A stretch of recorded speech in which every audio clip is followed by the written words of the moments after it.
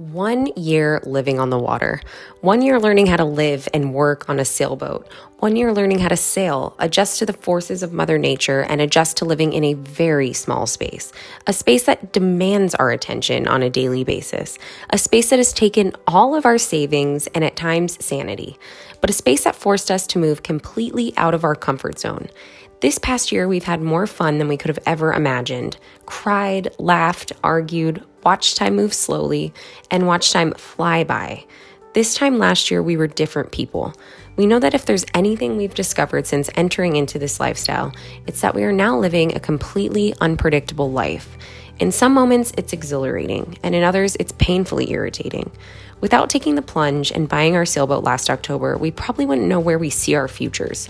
It's hard to fully explain, but it's shown us sides of ourselves that we didn't know before. It's like we see things clearer now, and we can't wait for what's ahead. If you've been along for the ride, thank you. We love our community, and we are forever grateful.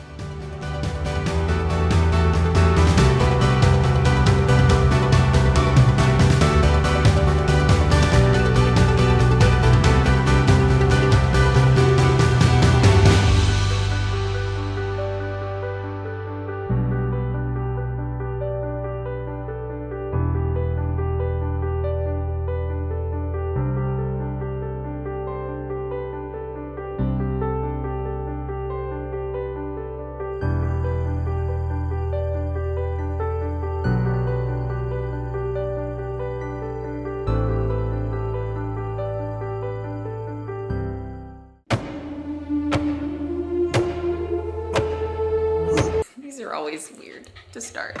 One of the funniest things though about all of it is how friends and family back at home have literally no idea what we're doing ever.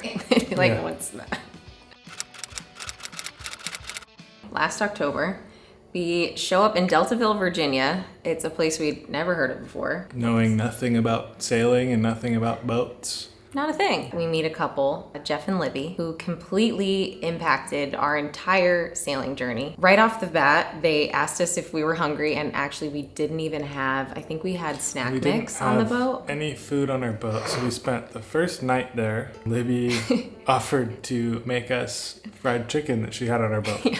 And we hit it off with them, and it was amazing. And they're just amazing human beings. Kind of just to put it in a nutshell, I don't think without meeting Jeff and Libby in Deltaville, I'm trying to just not cry as I talk.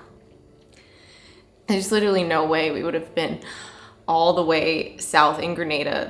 They just impacted our lives in such a huge way that's like difficult to even explain because of the type of people that they are, but also sorry, I'm so choked up. The motivation that they gave us to just go, because we left 3 weeks after getting to our boat, and if we hadn't met them, we would have probably been working on the boat for months. We probably would have ended up winterizing our boat somewhere in Virginia, and who knows what we would have done. I don't know what we would have ended up doing, but I know we wouldn't be where we are today.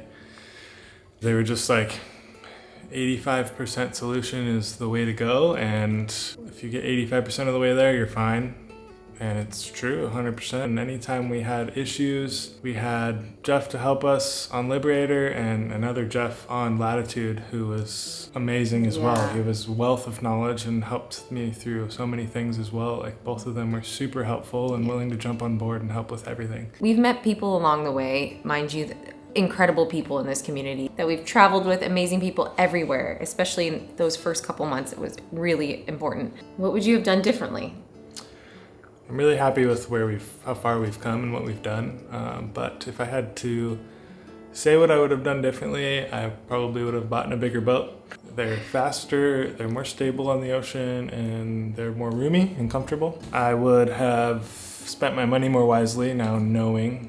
I would have been able to spend the money in a way that made more sense and not wasted money on things we didn't need. And that is something that unsolicited advice is never ending, especially in the beginning when you're a new boater. And so many people will tell you that you need this, you need this, you need this, especially with equipment or just stuff on your boat in general. Like, oh, you'll need this in the galley. Well, you'll need this for this. And it's all helpful, but had we slowed down a bit, we took everybody's word at face value. Not everybody's, but we took a lot of it just because we were on the move so fast and people were just like, oh, blah, blah, blah, you're gonna need this, this, and this. And we were just moving down to get out of the country and do all these other things and explore and do all these things, and everyone's like, well, you're gonna need this and this, and we were just like, okay. I think that's a big one. So for you out there who are wanting to become new sailors and are wanting to do this life, buy your boat, take everyone's advice with a grain of salt, live on it for a year, and then you'll realize the things that you actually need and want and things that actually need to get done before you make any major investments or buy anything, any random things. And keep things on the boat for that year. Like all the spares, all the random shit that you think that you might not need. Yeah, like an extra windlass remote, keep that. Yeah, stuff like that. Keep all of those things. It breaks. I would say that that's for the first year, just keep things that you purchase to a minimum and keep everything on the boat that's on the boat, because after that year, you'll realize if you actually need it or not and what it is and what it's for. And you'll realize what you actually need to get rid of or you need to purchase. I'd say another big one for us is we wouldn't have limited our search for the boat to just the US. We were a little intimidated by buying out of the US, which in reality, it depends in the world, but some places the boats are a little less expensive if you buy them elsewhere. So we could have bought a boat in the Mediterranean. We didn't realize that it wouldn't have really mattered. I wasn't comfortable purchasing a boat that wasn't in the US just because I didn't know how to buy a boat in a foreign country. I didn't know the culture of these foreign countries. I didn't know how to sail or drive a boat properly. So like there's that on top of it. So it would have just been a huge mess. Now, hindsight being 2020, with the experience that we have, I'd buy a boat pretty much anywhere in the world and be comfortable with it, because now we feel comfortable sailing it anywhere. Yes, but even not having had the experience, like there's the internet. This community is great. Like you just talk to people. There's captains you can hire in other countries for sure. Yeah. And do all these things. And probably just wouldn't have limited ourselves. yeah.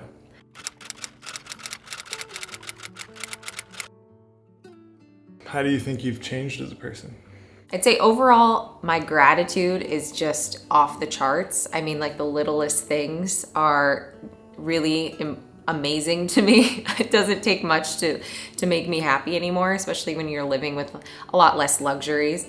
So I'm very easy to please. But I will say, because I want to be completely real with you guys, I think I have higher stress than I used to. And a lot of that has to do with the fact that like, there's hardly any control over your life when you live in that kind of conditions. So you'll make plans and it's almost like there's always gonna be something to your plans that will change. And so I do have higher stress, which I am working on, I'm dealing with it.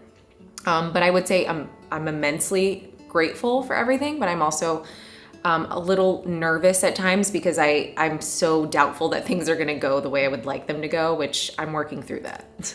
Your plans are left to the weather. Also, we have a Penny. I don't know if you remember Penny from previous videos. Yeah.